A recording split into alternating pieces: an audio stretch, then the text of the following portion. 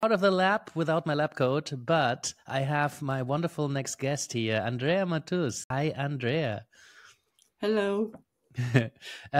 Very quick one here.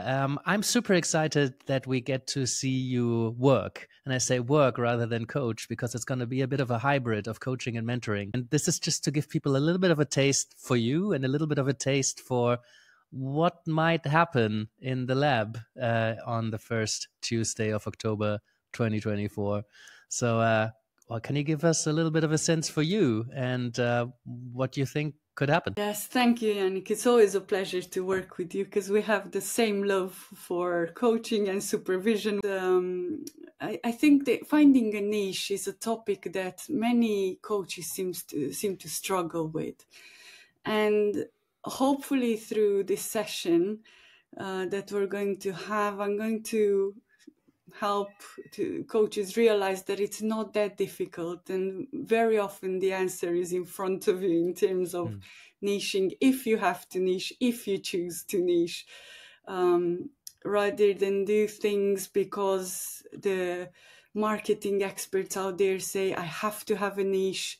How do you navigate these situations as a coach? Because we're all so keen as coaches to contribute, to offer, to coach, but then when it becomes to our coaching business and expanding it and make ourselves visible, it's a very different story.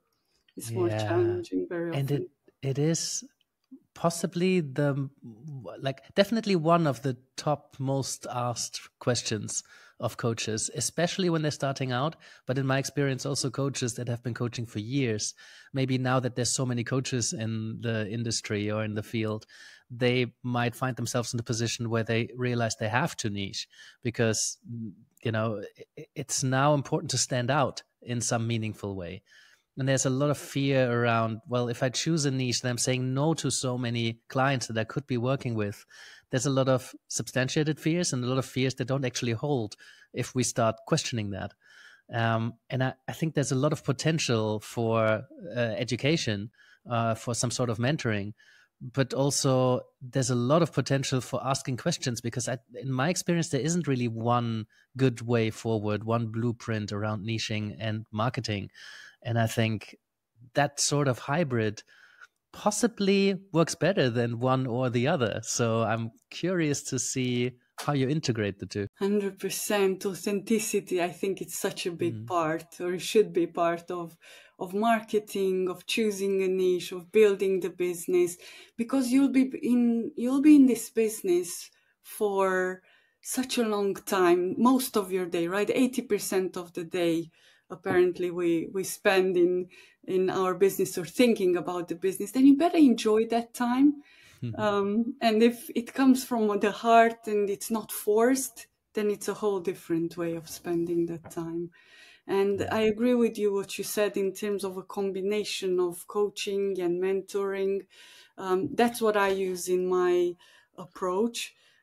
Because very often I find that coaches need a bit more when it's about building the business or choosing a niche than coaching.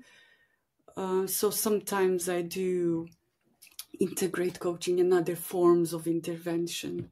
Yeah. So I'll be super curious to kind of pick apart what's the coaching bit, what's the mentoring bit. I think clients generally don't care, but I think practitioners care a lot, which one was which and how do you make decisions on when to apply or when to wear which kind of hat, if they even are different hats for you.